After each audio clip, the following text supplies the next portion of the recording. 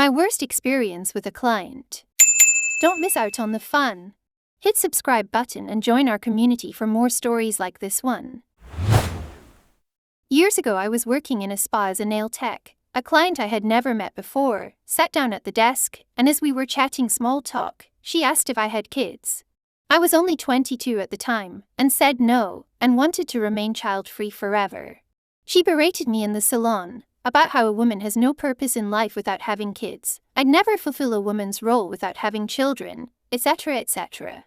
I was so uncomfortable, and other clients were starting to look over at her, starting to cause a disturbance in the tranquil salon. I didn't want my boss to get angry at me, so I quickly changed the subject and she stopped. She never booked with me again at the salon, thank God. Then, fast forward several years later, I quit the salon and started my own private space, so I work alone with no one else around. I had no idea at the time, but this same lady books with me, and it had been so many years, I didn't remember her name when she inquired. Lo and behold, my surprise when she walks through the door. Here's how the conversation went. Me. Oh. Hi. I remember you, good to see you again. Trying to hide me cringing as I lie through my teeth. Client. Oh. Yes, I remember you too. So, are you still on the no-kid train, or have you come to your senses? She literally hasn't even taken her coat and shoes off yet at this point. Me. Why don't we get you started here? Come sit at the desk. Her. Huffily flops down into the chair. I meant what I said, so. Kids? Me. No, still no kids. Her. Why? Me. Because I still don't desire to have any, and a lot of other personal reasons. Her. Honey grabs my hand with her other hand and looks me dead in the eyes. You know you're a really selfish person. Me, absolutely shocked. Excuse me. Her. You know you're going to die alone, right? All alone? No one is going to love you. Who will take care of you when you're older? Me. Isn't that a selfish reason to have children? Her. No, you give your children everything, so they have to return the favor and care for you when you're older. Me. So you must be really close with your kids then, hey? Her. No, they don't speak to me. Me? Well, to your comment before, about no one will love me. I'm actually happily married now. Her. Wow. That must be a big strain on your marriage then, hey? Me. No. I told him my child-free stance before we got married. When we were newly dating, I was upfront about my choice. Her. Wow. And he still wanted to marry you. I can't imagine a man being okay with not having children. You know he's going to find another woman to carry on his bloodline, right? Don't be surprised if he cheats. At this point my face is hot. Tears are welling in my eyes, and it feels like a brick is in my throat. Me.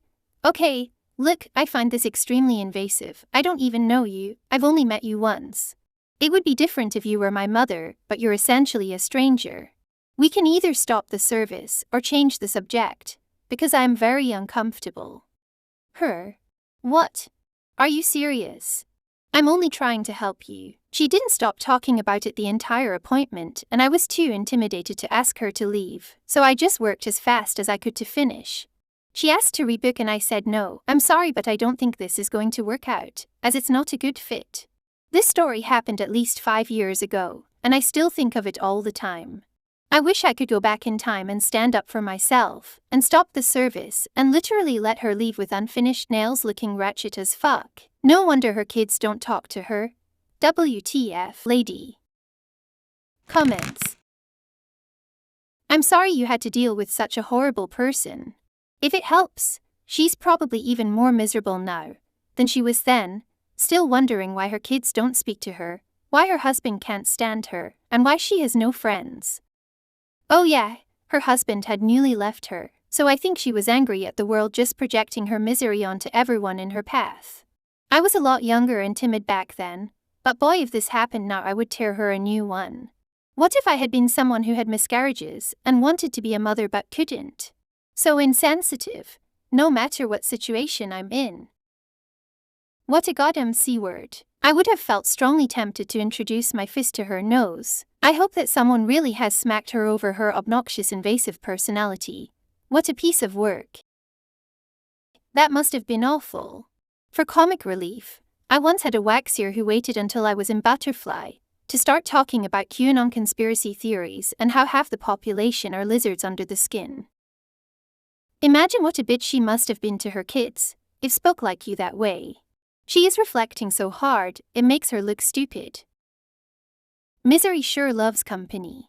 Unpopular opinion, but a lot of older women give younger women awful advice about marriage and kids. Sometimes it seems like misplaced anger and a desire to see other women suffer, and sometimes it seems like misguided advice, cause they don't have anything else to impart to younger women. Either way, it's generally terrible lol. I'm sorry you experienced that though. I wouldn't have even sat her down in my chair, I would have suddenly been overbooked and unable to take her. Subscribe and hit the bell button for the best Reddit stories available.